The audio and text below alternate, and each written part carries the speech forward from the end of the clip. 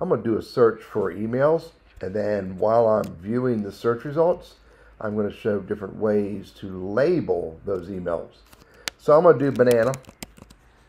I got 34 messages that have the word banana in it, and I'm just looking at the search results right here. I'm going to select a bunch of them right here, just select 3 or 4. I've selected them. Now, while I have them selected, I'm going to label them. I'm going to label them NC Wiseman, hit apply, and you can see the ones that I selected have the NC Wiseman there, there, and there on those messages. Now I'm going to unselect those, and I'm going to go select another group, 2, 3, and I'm going to drag them over here and drop them on test. Okay, so those 3 that are highlighted should get tested. They're labeled test. Now I'm going to open up this email message right here. While I'm still looking at my 34 search results. I'm going to double click on this one. I'm going to go over here and click on the label, and I'm going to put it on test 1, hit apply.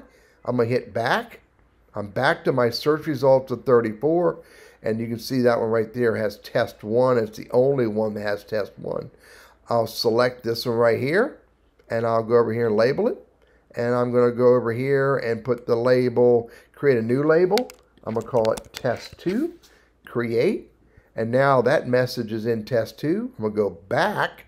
I'm still looking at search results for banana, those 34. And you can see all of those messages, but 34 messages that have the word banana in it.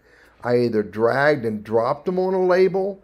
I opened them up and put them on a label. I selected them and labeled them, all different ways from, again, the search results for 34 messages that had the word banana in them. I'm Teddy, your Google Workspace and Gmail guy. I hope this is helpful for you.